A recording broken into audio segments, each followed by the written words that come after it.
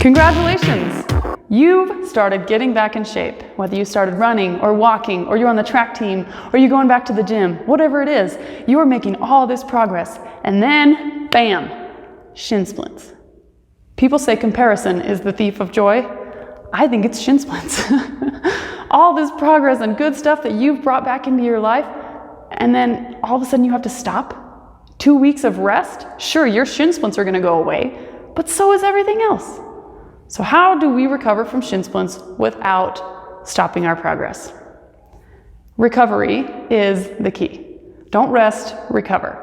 I've got 5 tools to recover from shin splints that you can employ right now every single day to help you get through what you're already in the middle of. And then I've got 5 ways to prevent those shin splints from ever coming back. Let's go.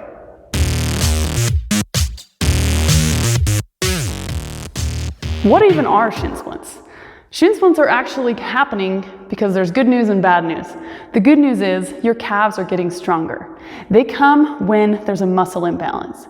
When your calves get stronger from whatever you're doing, running or walking or whatever that is, this muscle generally gets weaker. And so as this muscle gets stronger, it starts to pull away from your shin bone. And as the muscle starts to separate from the bone, that's where that pain comes in, and that's what shin splints are. They can happen on the inside of your shin down here, or the outside of your shin right here. And the only way to prevent them is to make sure that imbalance doesn't happen.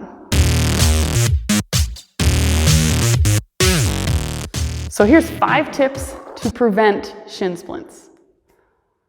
The first way to prevent shin splints is to stretch your shins. How in the world do you stretch that muscle right around your shin bone? So you can kneel on your knees and grab your foot and pull it in like that.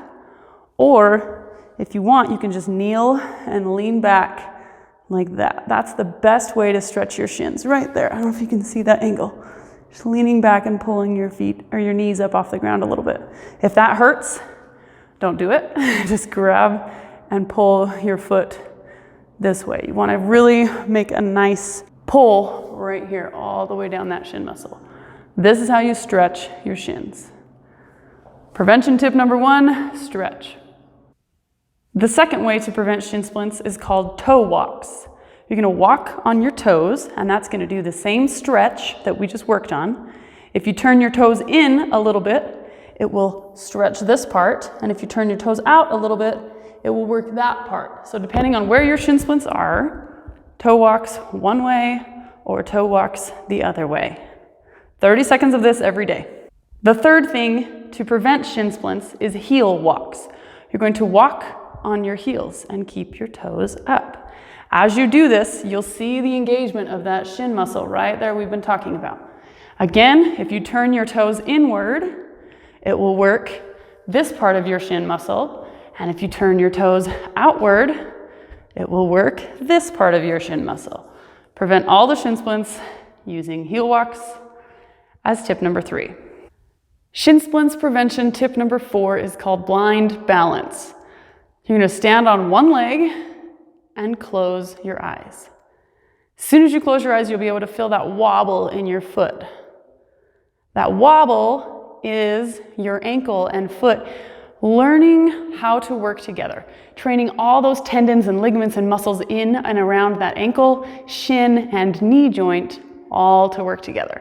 Once those muscles know how to be a team, they keep injury from happening. 30 seconds on each leg every day. If you can't remember to do this, couple it with another habit that you already do. I do this every day when I brush my teeth.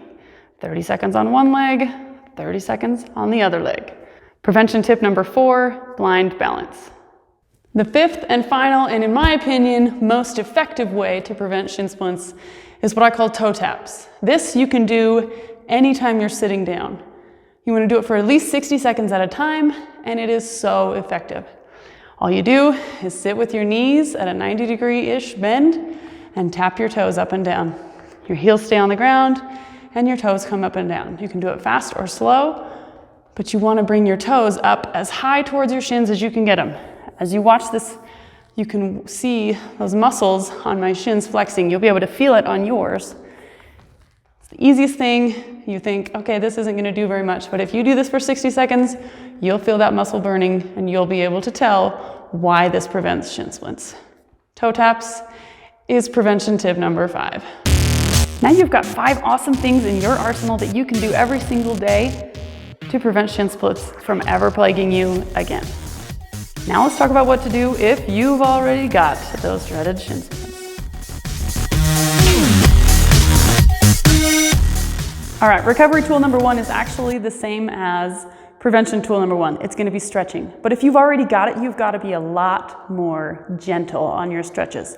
So find a chair or a bench or something you can lean on, and you're just gonna put your foot back and curl your toes under.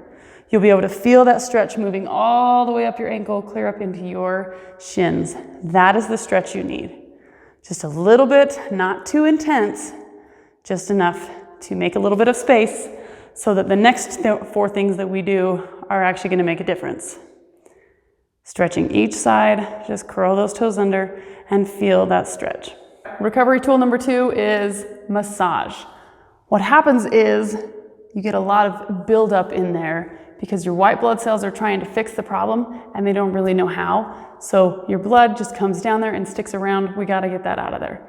The best way to do that is with massage. Wherever it hurts, you're going to push down and push it out through your ankle. You'll likely be able to feel like a knot, like you do when you get a shoulder massage.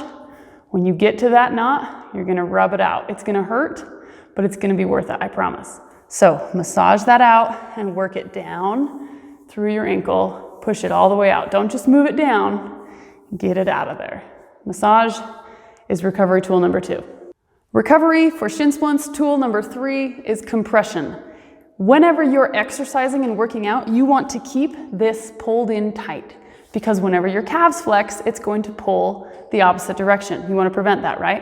If you've got access to a athletic trainer who can tape that, like if you're on a track team or something, have them tape your shin splints.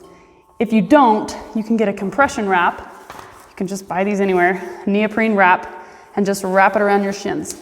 If your shin splints is on the inside, you want it to pull this way. If it's on the outside, you want it to pull that way. So wrap your shins tight and warm whenever you are exercising, whichever way they need to be wrapped, so that they stay nice and tight and warm while you're exercising. Tool number 3.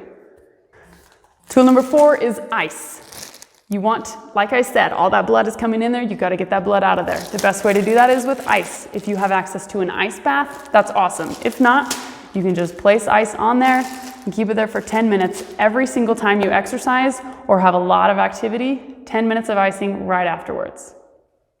Tool number 4, ice. Okay guys, we're on to tool number 5. Last but not least, this is the most effective thing you can do to fix your shin splints and not lose your progress. This is called ice cupping. What you're gonna do is you're gonna freeze water into a cup, either styrofoam or paper. Don't use plastic, and I'll explain why in just a second. Then you'll cut around the top to where the ice is. You can see the ice just barely above the line of the cup there, okay? So, 2 of our tools already have been ice and massage, and the other one was compression. We're gonna do all 3 of those things at once. If you don't have time for all this extra stuff, do this one thing 10 minutes every day, and your shin splints will be tackled toot sweet. It'll be awesome. So what you're gonna do is you're gonna take this ice cup, you're gonna apply massage and ice and compression all at once. You're gonna take it and you're gonna slide it up and down your shin like this. The harder you push, the better it will work. All right? So wherever it is, if you have a shin splint right here, you're gonna use this as your massage.